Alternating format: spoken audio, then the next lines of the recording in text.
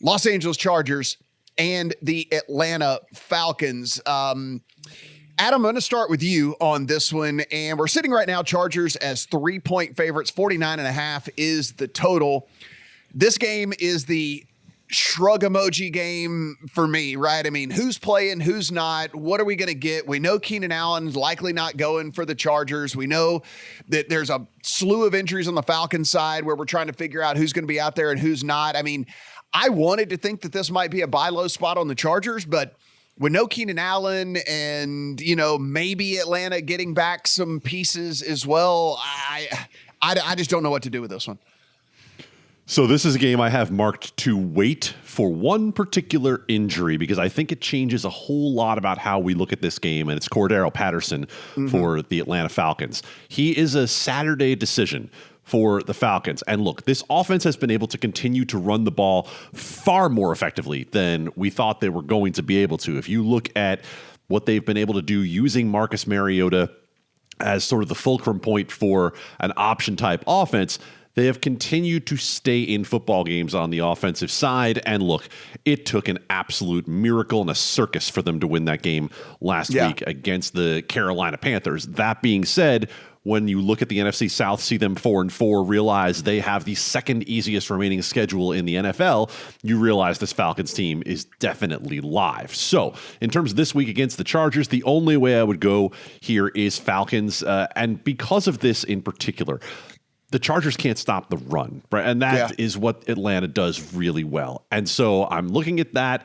I would give at least a passing glance if I didn't like a side to the over at 49 because, as you mentioned, with the injuries, A.J. Terrell is out for the Falcons, and no matter who's catching the ball for Justin Herbert, they don't have any cornerbacks left to try to stop them on the Atlanta side. So ultimately, at +3, I would lean Atlanta. It's juiced in some places. If it got to 3.5, I would absolutely play Atlanta because the question for me right now, and I'll throw this back to you guys, what is it that the Chargers are doing really well? Right.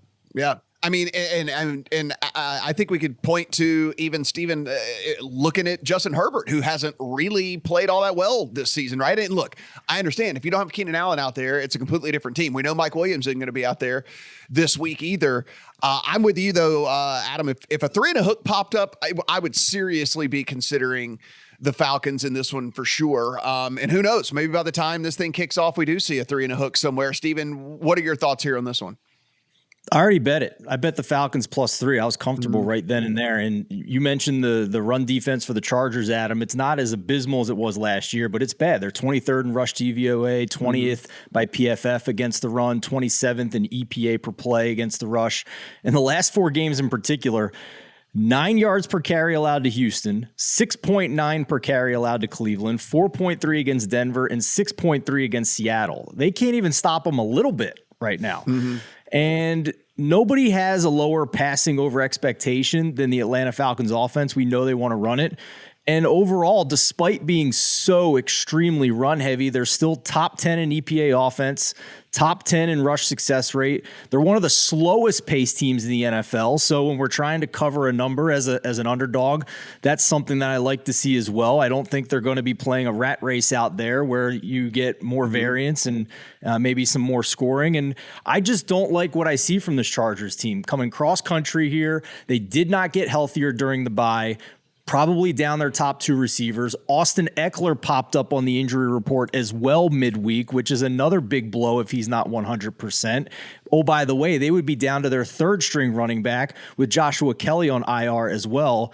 Just a lot of things here that make me not want to take the Chargers, including their defense, which was supposed to be really good coming into the year, but has not showed at all that they're at that level. Yeah, Falcons are passed for me. I think Adam's same way, and you're already on the Falcons, so it seems like we are all in agreement on this one.